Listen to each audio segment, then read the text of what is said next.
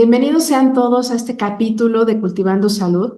El día de hoy nos vestimos de gala porque se encuentra con nosotros el doctor Fabián Chávez Lemos. Él es médico geriatra, especialista en medicina interna, egresado por parte de la Universidad de Guadalajara, el Centro Médico Nacional de Occidente del Instituto Mexicano de Seguro Social. Y también es subespecialista en geriatría por parte de la Universidad de Guadalajara, en el Hospital General de Zona 89 del IMSS, Jalisco. Actualmente es adscrito en consulta externa del Hospital General de Zona 27 del IMSS, Ciudad de México, y profesor ayudante del curso posgrado de geriatría de la UNAM. También es un amigo, aliado, profesor aquí en la Clínica VitaCare. Entonces es un gusto, doctor Fabián, tenerlo por aquí.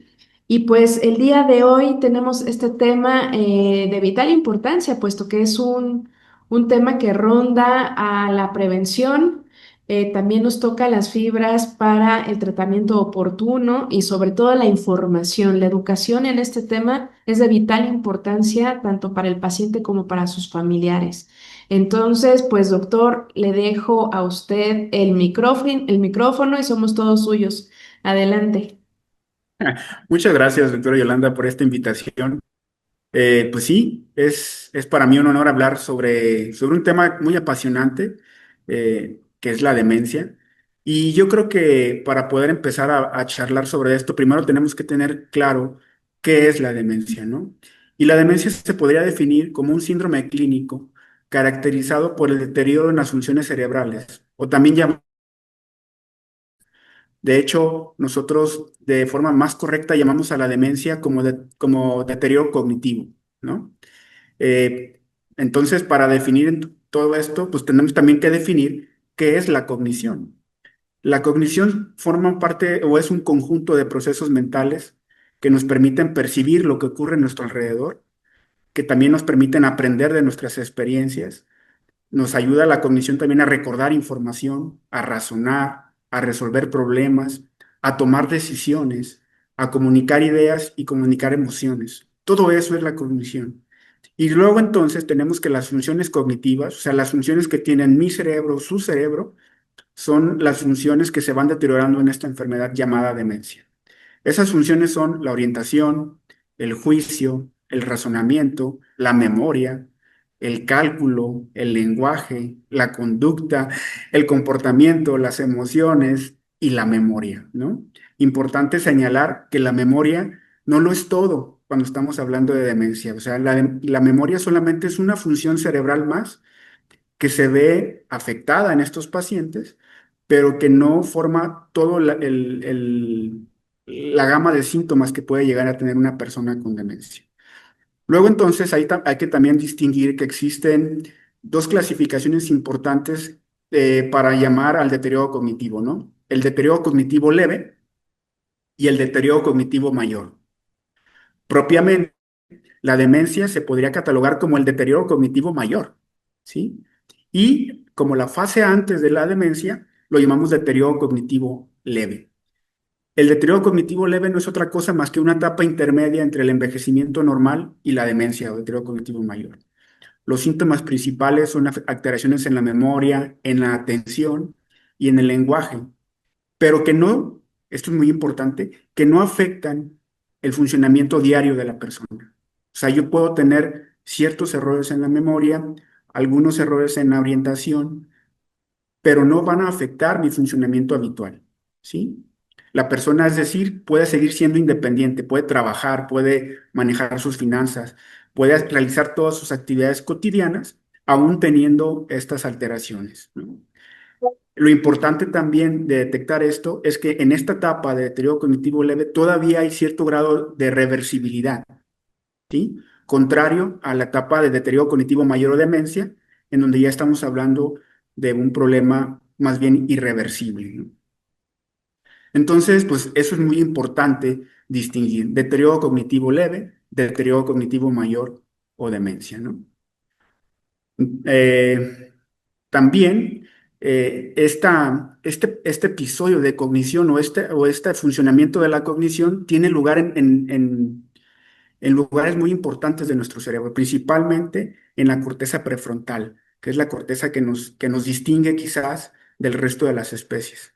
También afecta dentro de nuestro cerebro en unas zonas del hipocampo y del sistema límbico. El sistema límbico, sobre todo, es un sistema que, entre otras cosas, se dedica al manejo de nuestras emociones, ¿sí?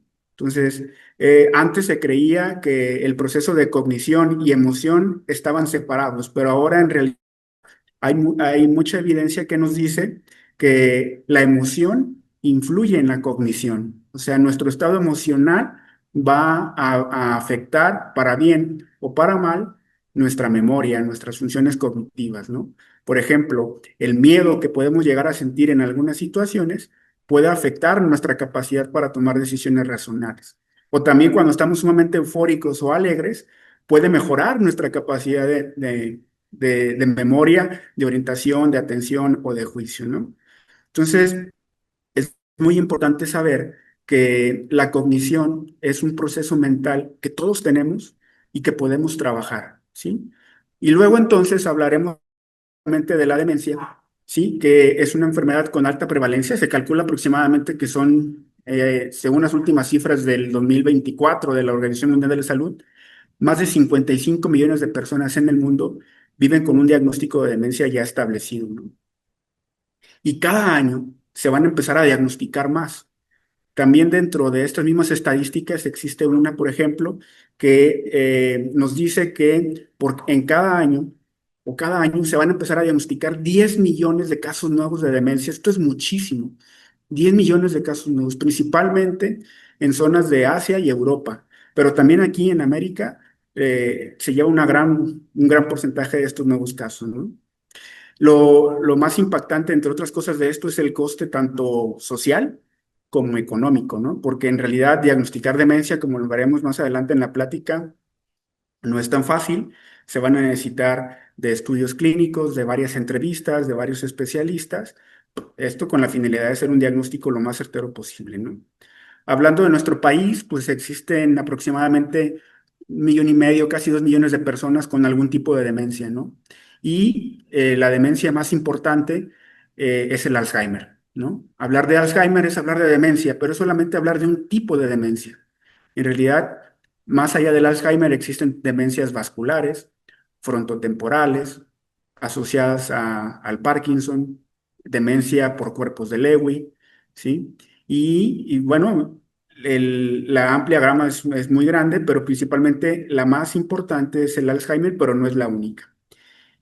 La mayor parte de los casos son diagnosticados a partir de los 55, 60 años, ¿no? Sin embargo, también hay personas mucho más jóvenes que pueden ser diagnosticadas con demencia. Lamentablemente, también hay estadísticas donde dice que al menos unos 30, 25% de los pacientes con demencia reciben un tratamiento adecuado. O sea, la mayor parte de los pacientes con demencia, no están bien diagnosticados, no están bien tratados, ¿no?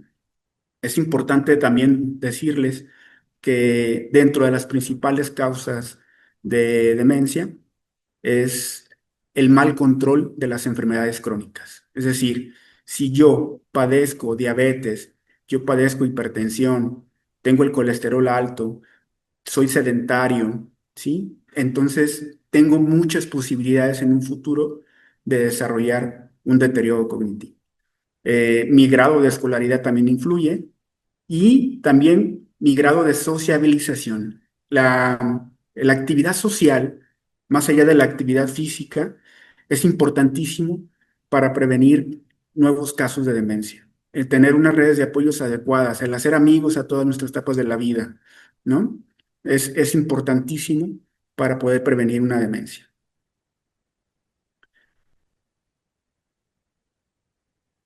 ¿Tienes, qué más quieren saber? ¿Qué otra cosa les puedo comentar?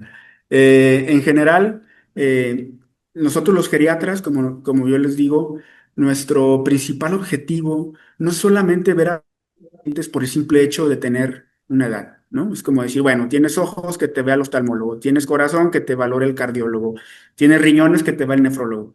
Sería muy simple en sentido, aunque en un mundo ideal sería lo adecuado, pues que todos los pacientes mayores de 60 años los valore el geriatra, la realidad nos dicta que pues, sabemos como 1.400, 1.500 de geriatras certificados en todo el país para casi 19 millones de adultos mayores. Entonces, eso hace que tengamos que geriatrizar al resto de las especialidades médicas, ¿no? Empezando por medicina familiar, cirujanos, anestesiólogos, cardiólogos, nefrólogos, todo mundo tiene que ser geriatrizado, como nosotros decimos, ¿no? Entonces, cada vez vamos a estar conviviendo y atendiendo a pacientes con edades avanzadas, ¿no?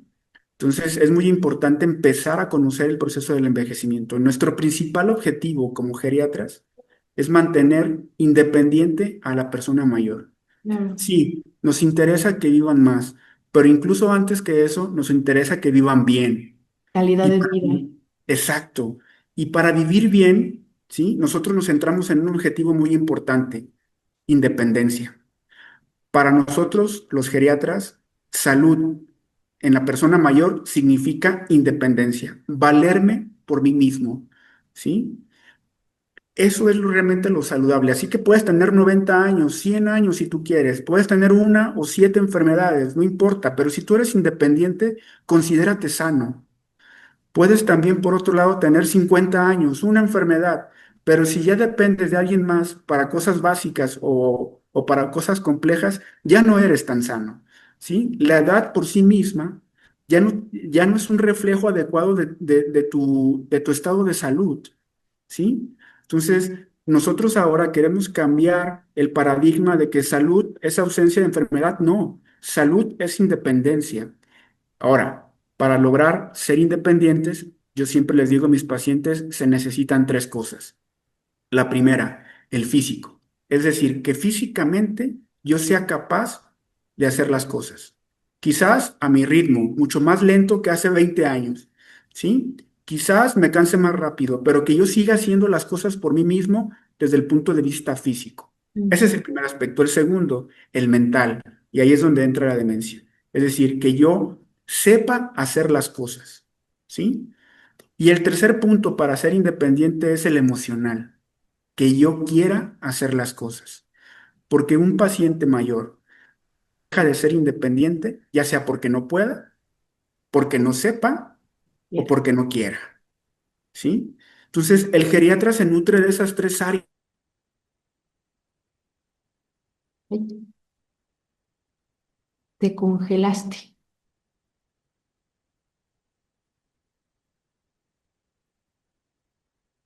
Se ha congelado, doctor Chávez.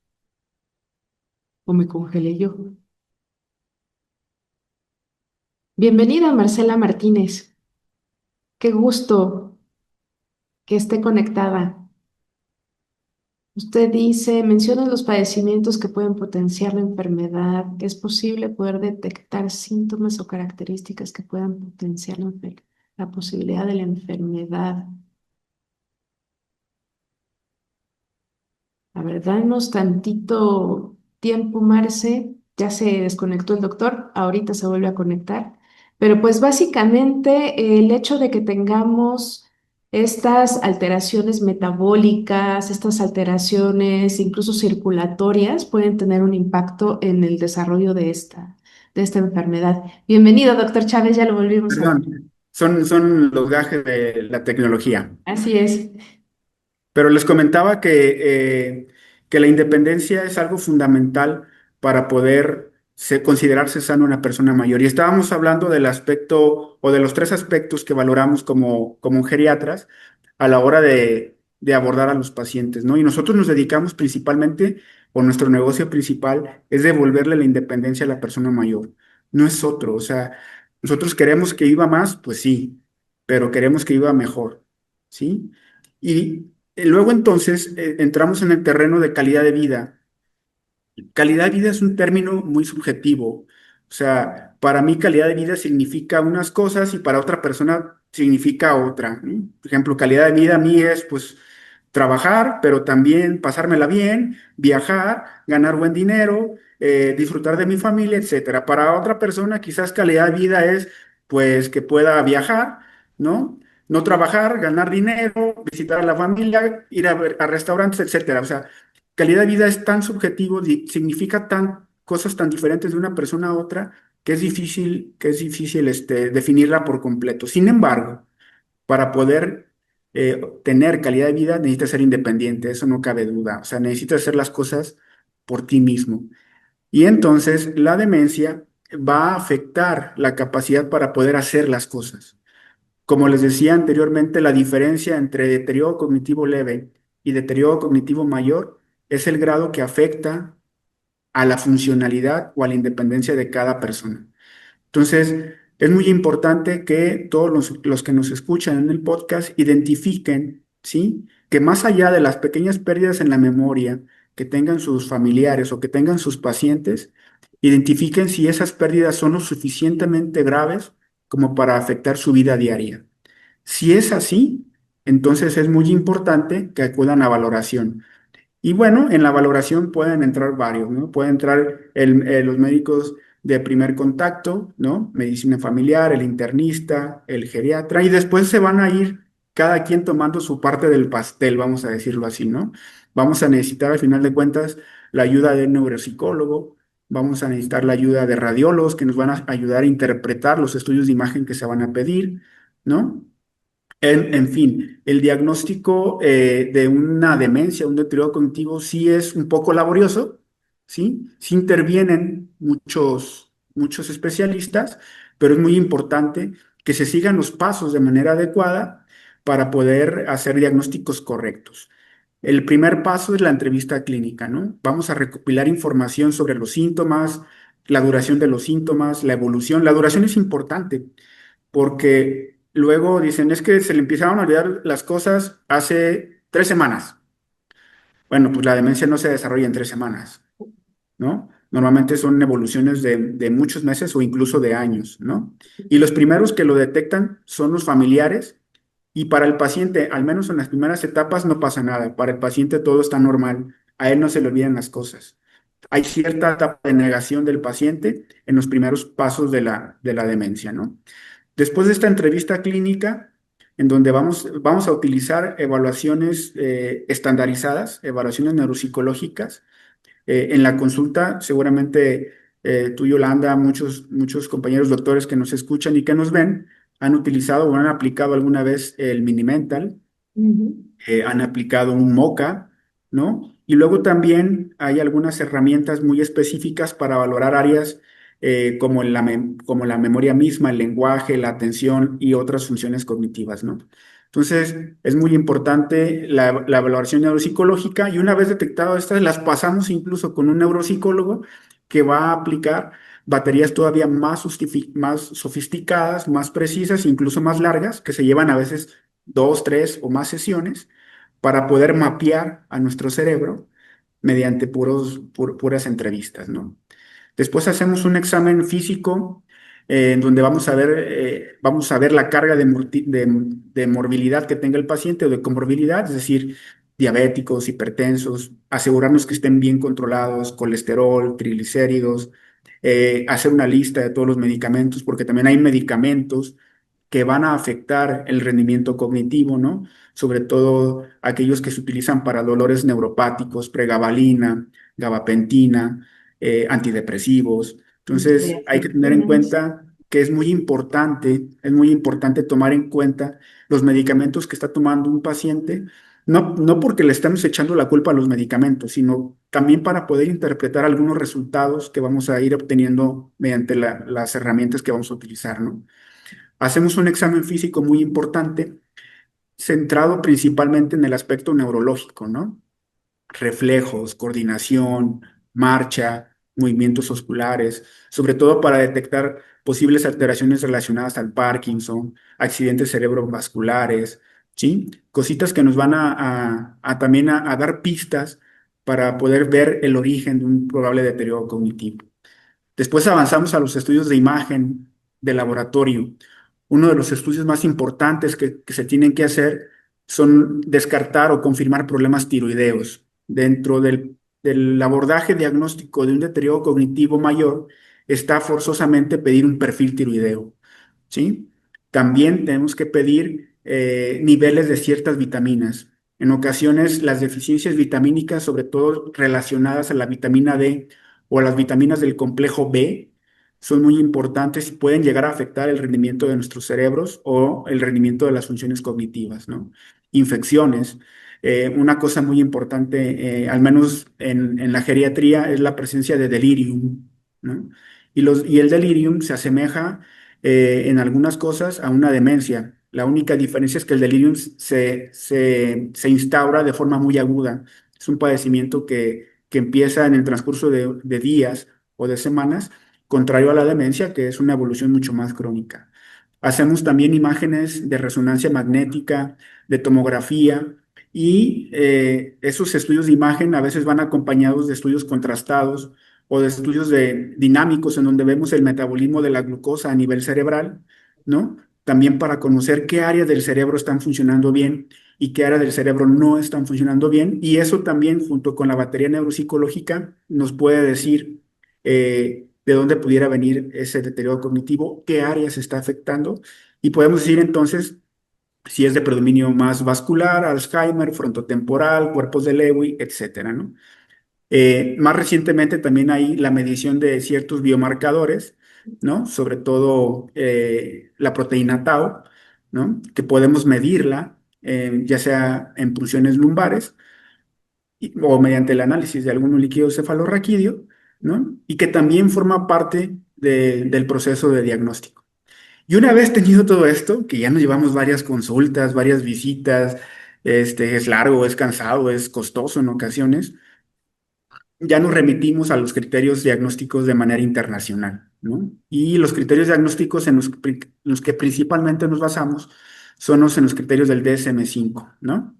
En donde existen cambios clínicamente significativos y confirmados mediante estas pruebas neuropsicológicas, y entonces, entre más criterios cumplas, más certero es el diagnóstico.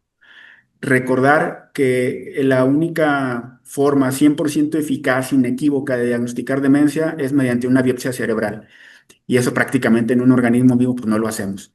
Entonces, aquí nos basamos en las posibilidades y en cuanto más criterios diagnósticos cumplas, más certero va a ser tu diagnóstico.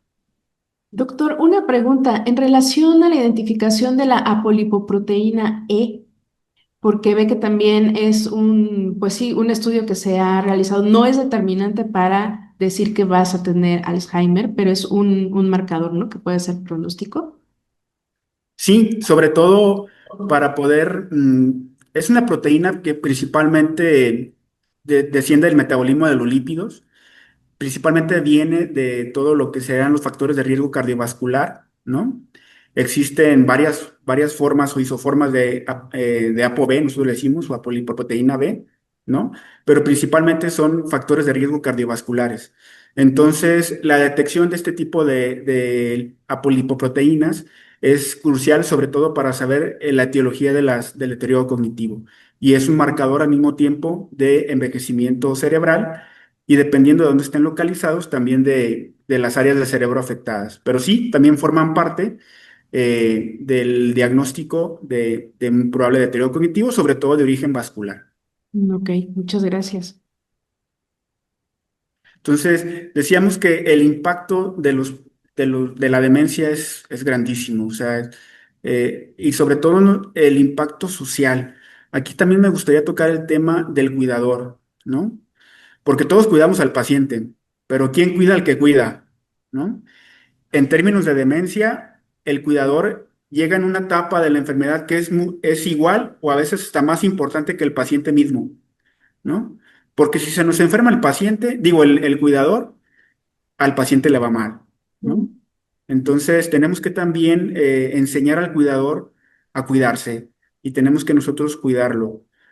Tenemos que enseñarlo, entrenarlo, primeramente a lo que significa el diagnóstico de una demencia, ¿no? Prepararlo mental, emocionalmente, preparar la red de apoyo que va a estar alrededor del paciente para que cuando veamos datos de sobrecarga de los cuidados, luego tengamos ahí quién va a ayudarle para que el cuidador descanse, ¿no? Entonces es muy importante en un momento dado identificar nuestra red de apoyo, que es otra vez es eh, pues importantísimo para poder cuidar bien a nuestro paciente. Nosotros cuidando bien al cuidador, estamos al mismo tiempo cuidando bien a nuestro paciente.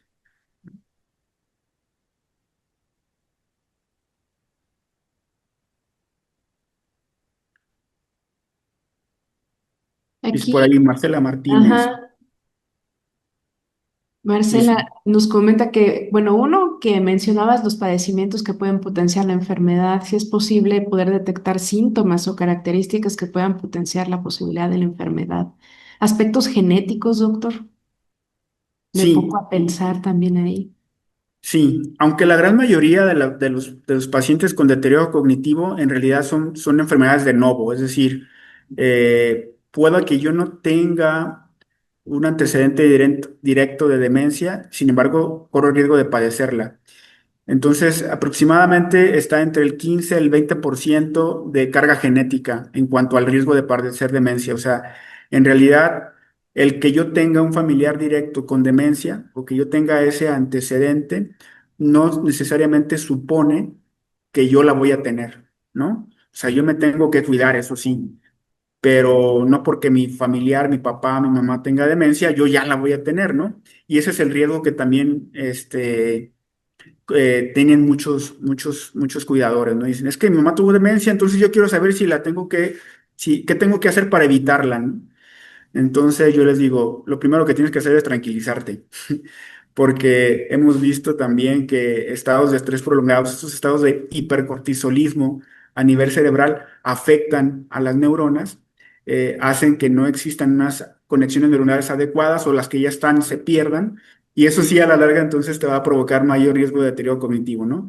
Pero en cuanto a genética y heredabilidad, afortunadamente, el porcentaje, si lo comparamos en todos los casos, es menor. La mayor parte de los casos son de nuevo, ¿no? O adquiridos por los hábitos de cada persona. Ok. Sí, también Marcela comenta que ya vivió ser cuidadora y que es muy importante que sobre todo en el sector salud se refuerce mucho el cuidado del cuidador y sobre todo que Sí, estemos capacitados, ¿no? También el personal de salud para poder dar este apoyo a los cuidadores.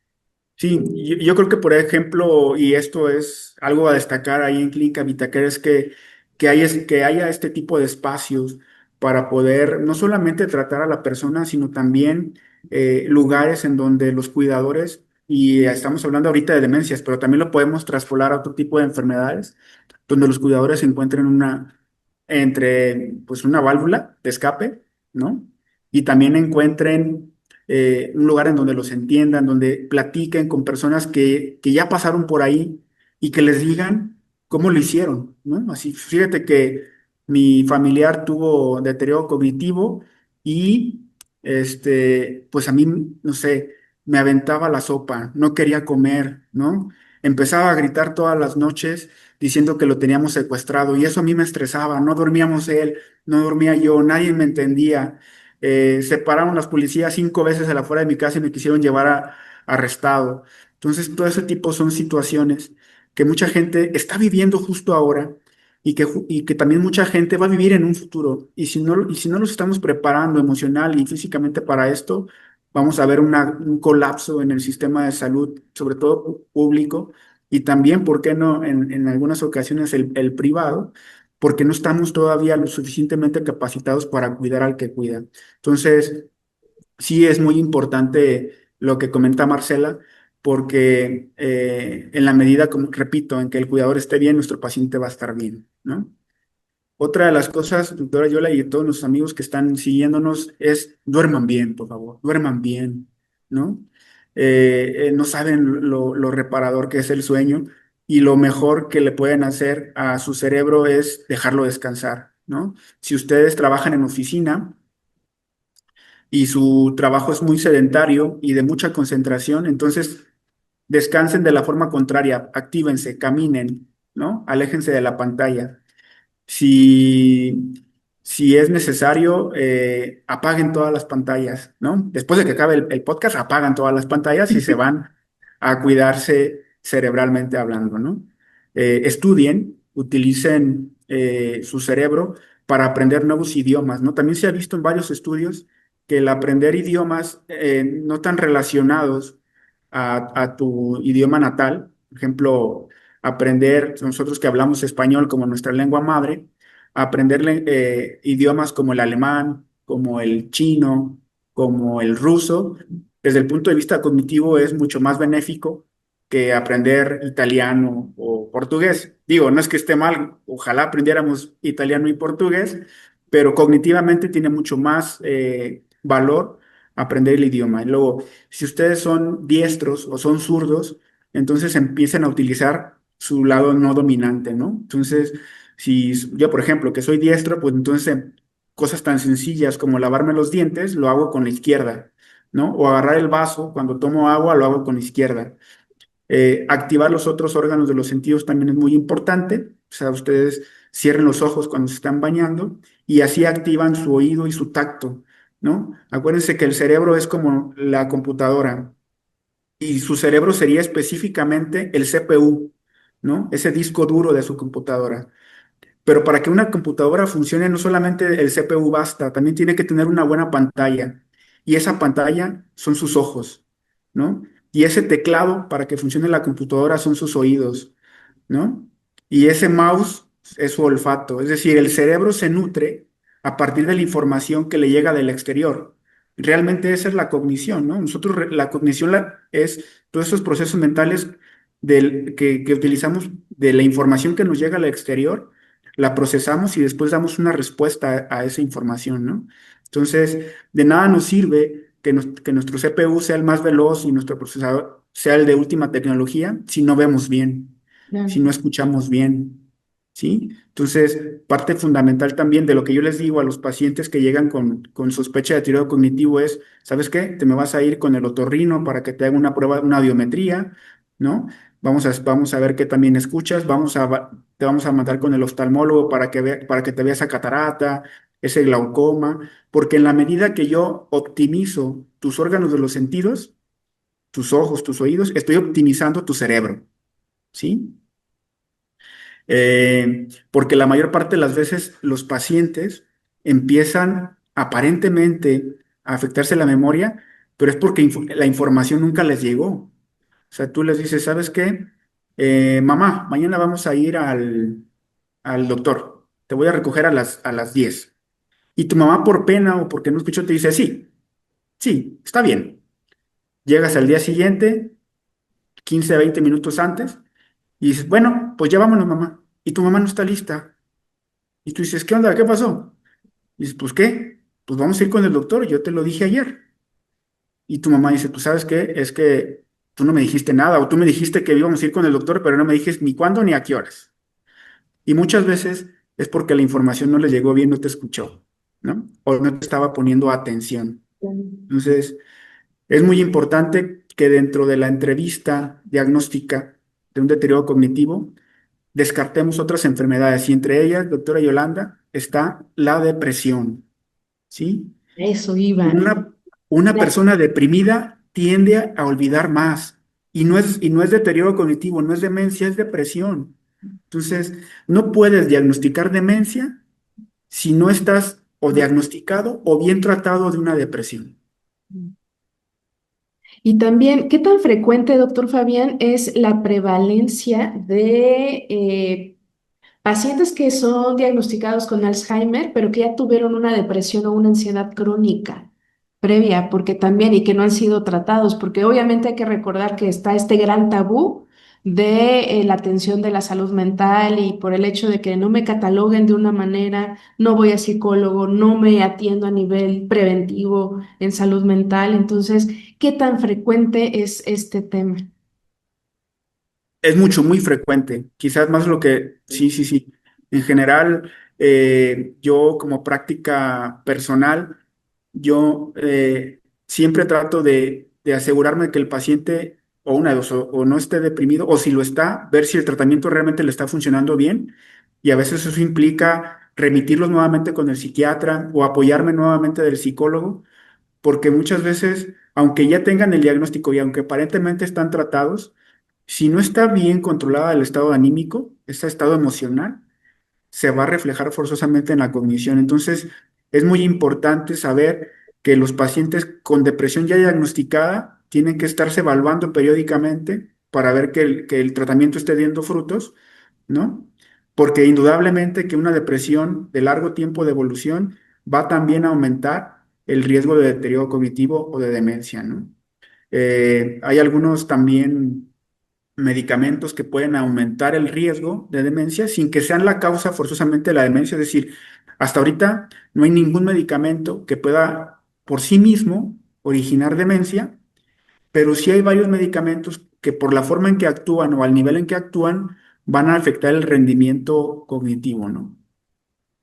Ok, y también hay aquí un factor muy interesante porque obviamente en médicos de primer nivel de atención, pacientes que tienen problemas de insomnio, es muy dado el manejo con benzodiazepinas, otro tipo de medicamentos que obviamente pues pueden ayudar a acelerar este proceso, ¿no? ¿O cuál es su expectativa en relación a este tipo de medicamentos para el desarrollo de esta enfermedad? Sí, de hecho hay varios estudios que dicen que la benzodiazepina aumenta el riesgo de deterioro cognitivo, ¿no? Sobre todo el uso prolongado o el uso no cuidado de la benzodiazepina. Para empezar, muchas veces la benzodiazepina está mal indicada, ¿no? Y mucha gente lo ven como un medicamento para dormir. Primer error. Si bien es cierto, la benzodiazepina sí influye en el ciclo del sueño, en ciertas fases del ciclo del sueño, realmente su indicación primaria o principal es la ansiedad, ¿sí?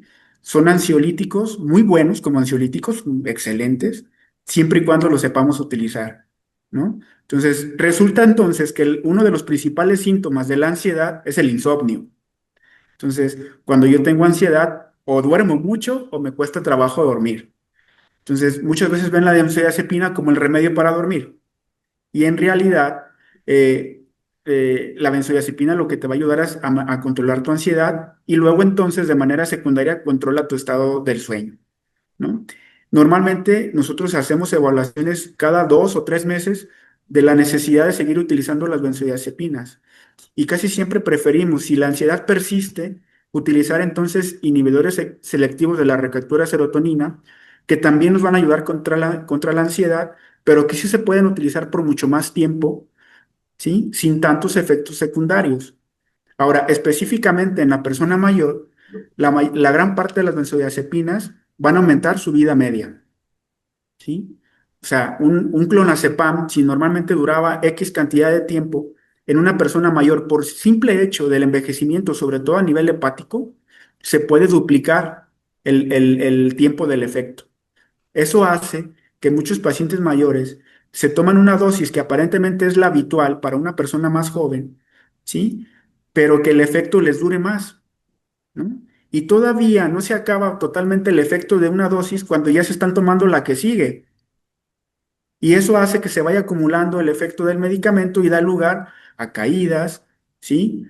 Da lugar a somnolencia. O sea, no están ni dormidos propiamente, ni tampoco despiertos, están como en el limbo, ¿no? Entonces, sí, el uso de las benzodiazepinas es muy importante revisarlo porque la mayor parte de las veces hay que irlas retirando de manera pausada, tranquila, tampoco nos apuran, ¿no? Pero sí es importante irlo retirando porque van a afectar indudablemente al estado cognitivo de las personas mayores en este caso. Muy bien, muchas gracias, doctor. Y en relación al tratamiento, ¿qué tenemos de novedades? Híjole, hay muchas novedades, pero no tan buenas como uno quisiera, ¿no? En realidad, a veces eso es lo frustrante de tratar demencias, que uno pensaría, híjole, pues ojalá se trataran igual de exitoso que una hipertensión, ¿no? Que en realidad tienes muchísimas opciones, de dónde escoger, hay bastante, pero al menos en la demencia no tenemos mucho de dónde escoger. Hablando desde el punto de vista farmacológico, ¿no? O sea, medicamentos que propiamente nos ayuden son pocos, ¿sí? Y la eficacia que tienen no es tan buena si lo comparamos con la eficacia de otro tipo de medicamentos en otro tipo de enfermedades, ¿no? Sin embargo, afortunadamente van saliendo cada vez más medicamentos que prometen ser muy eficaces, pero que todavía están en una etapa de experimentación. Acaba justo de salir apenas un anticuerpo monoclonal que incluso ya está aprobado en Estados Unidos y que la COFEPRIS a finales del año pasado y a principios de este recién aprobó, pero que todavía no está a la venta comercial en México. Y más o menos se calcula que esto esté ya no tarda, pues, pero sí va a estar muy caro. Vamos a estar hablando de medicamentos que van a rondar el tratamiento mensual de los 20-25 mil pesos, ¿no? Por lo bajito. Y pues bueno, podemos tener medicamentos como la memantina, como la rivastigmina, el donepezilo, ¿sí? Que van a funcionar, pero solamente sobre ciertos aspectos o ciertas funciones cognitivas. Por eso era importante que habláramos al principio de las funciones del cerebro, las funciones cognitivas, porque en realidad hay medicamentos para algunas de las funciones que se ven afectadas. Por ejemplo, parte de una función cognitiva son las emociones, ¿no? Entonces, también parte del tratamiento del deterioro cognitivo es manejar al paciente con antidepresivos y ansiolíticos, ¿no? Para modular un poco esas emociones que están afectadas. Otra función cognitiva que se deteriora es el comportamiento y la conducta. Para eso utilizamos antipsicóticos, ¿no? Quetiapina, aloperidol, olanzapina, aripiprazol, etcétera. Hay muchos medicamentos antipsicóticos que se utilizan en pacientes con demencia y que están destinados a modular el comportamiento y la conducta. Y luego los que les comentaba justo, la memantina, la rivastigmina, el donepezilo, que van orientados específicamente para la memoria, ¿no? Y bueno, estos medicamentos en general no son tan efectivos como uno quisiera, ¿no? O como uno, a veces los familiares tienen la expectativa, y eso es lo frustrante. Uno tiene como médico decirle, ¿sabes qué? Sí hay opciones de tratamiento, ¿sí? Pero de entrada te digo que no son tan efectivas como uno quisiera o como tú piensas, Ujú. pero que el peor intento es el que no se hace, ¿no? Entonces, pues sí, en general hay opciones, pero no son tan buenas como uno quisiera. Ok, doctor. Y algo interesante es de que estamos hablando de un manejo multidisciplinario, porque también estás mencionando al área de psiquiatría, estás mencionando incluso el área de fisioterapia también va a tener aquí su papel importante, y pues el médico familiar como piedra angular también para el manejo crónico, ¿no? También de estas enfermedades. ¿Con qué otra área tú recomendarías tener esta alianza como profesional en esta área? Psicología y nutrición, más allá de los que también mencionaste, porque el paciente, al verse afectada la función cognitiva de las emociones, va a vivir una montaña rusa de las mismas. Es decir, en un mismo día, los pacientes con deterioro cognitivo en la mañana están felices, pasan 2 horas y están eufóricos, y luego por la tarde están tristes y en la noche les da miedo. Entonces, en realidad, esa capacidad que tiene nuestro cerebro de manejar y modular nuestras emociones se va perdiendo con el avance de la demencia. Y por eso es muy importante que desde etapas tempranas nos apoyemos de los psicólogos para poder ir enseñando al paciente cuando todavía está en capacidad de hacerlo, de ir gestionando y manejando de mejor manera nuestras emociones, ¿no? Después nutrición, porque los pacientes empiezan a comer menos, ¿no? Y esa es una preocupación muy común en los familiares. Es que mi paciente cada vez come menos, doctor. Y pues sí, en ocasiones para el cerebro no es importante comer, ¿no? Y entonces los pacientes van siendo muy selectivos, empiezan a comer solamente cierto tipo de alimentos, o los muy dulces o los muy salados, ¿no?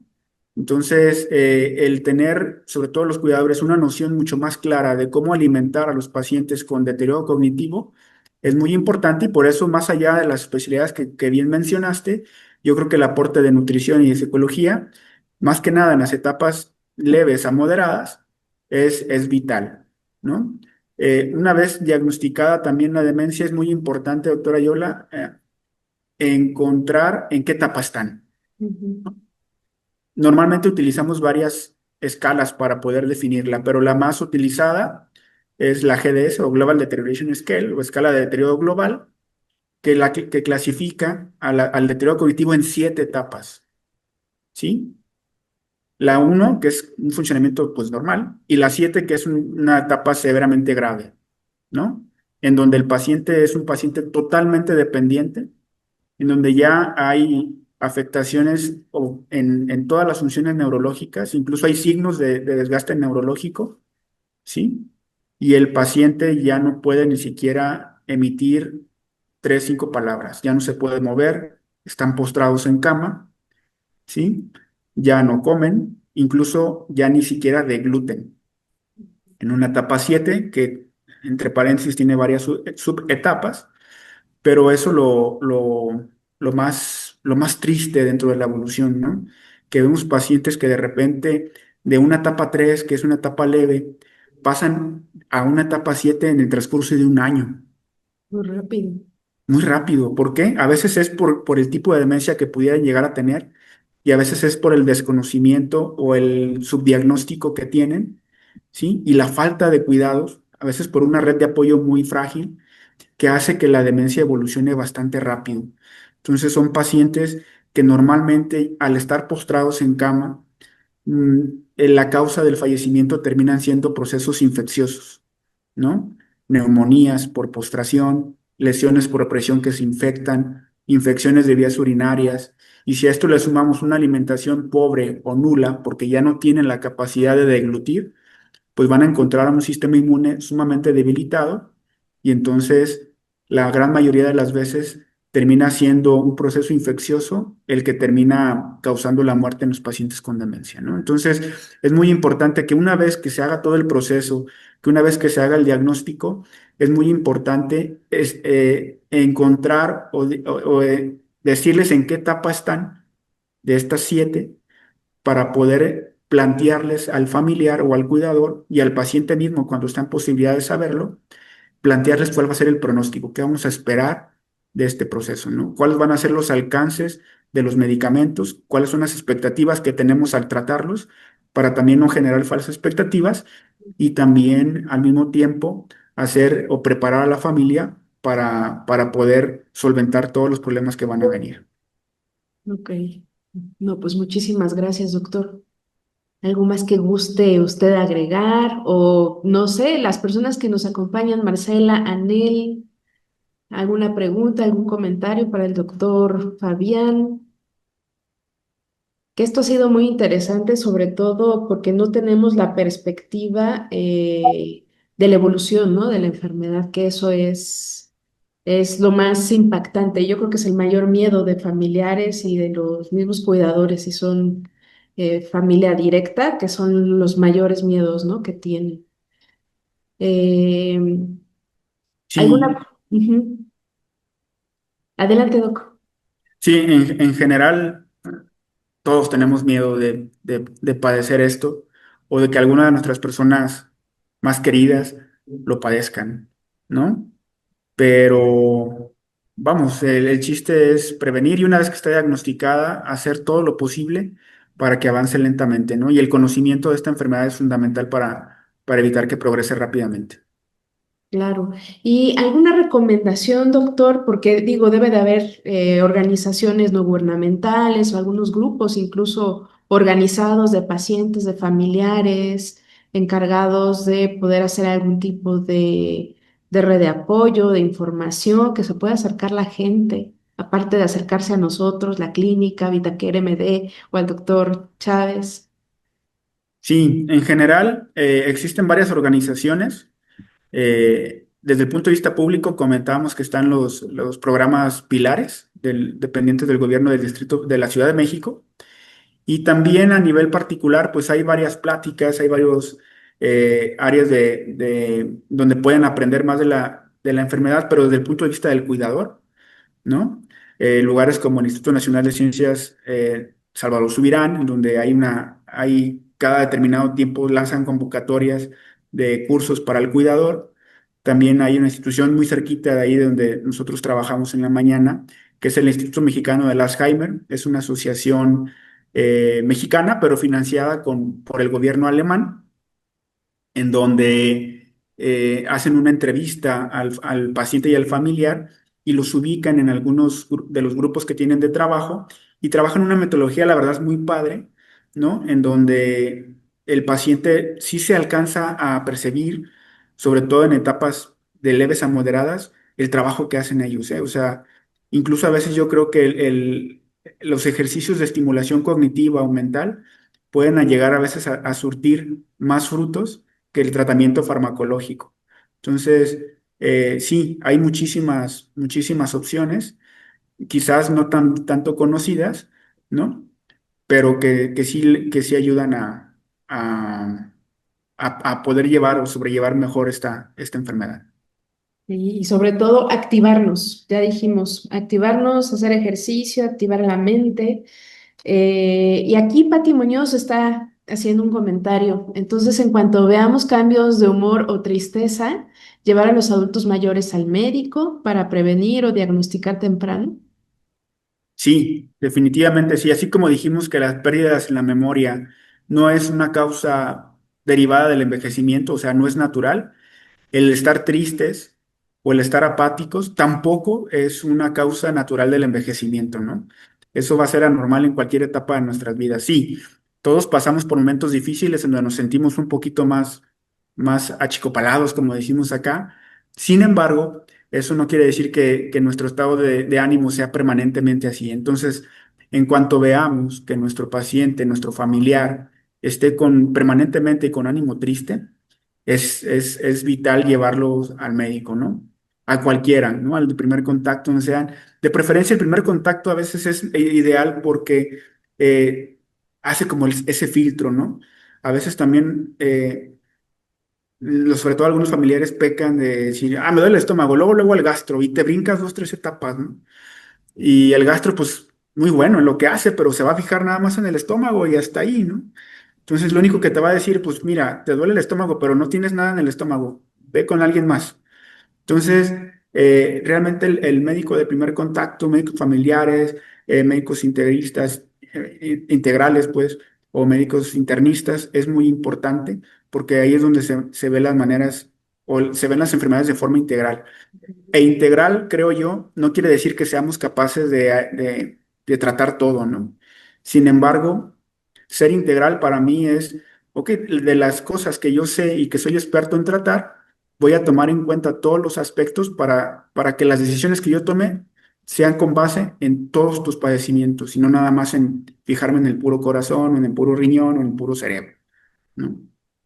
Ok, pues muchísimas gracias, doctor. ¿Algo más con lo que le gustaría cerrar esta sesión? Pues nada, la mejor forma de prevenir una demencia es teniendo unos hábitos saludables, pero saludables desde el principio, desde que somos jóvenes, ¿sí?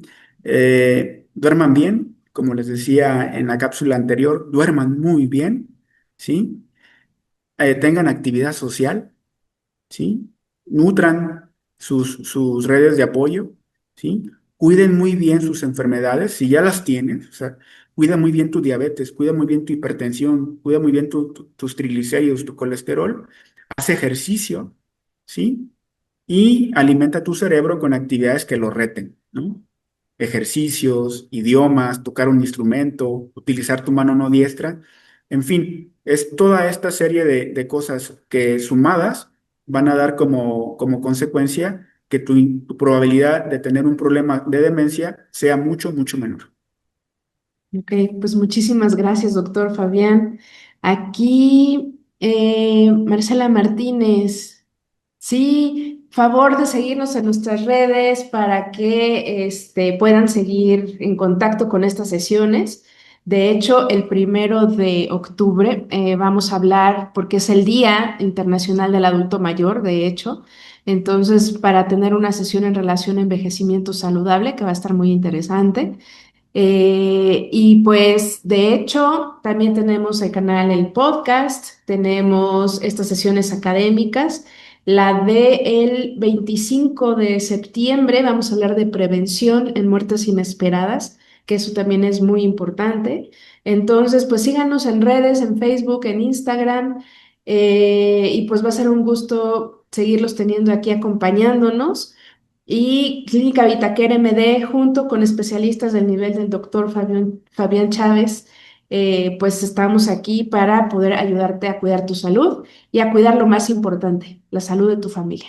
Pues es un gusto y nos estamos viendo en la próxima sesión. Un gusto. Saludos para Un todos. placer.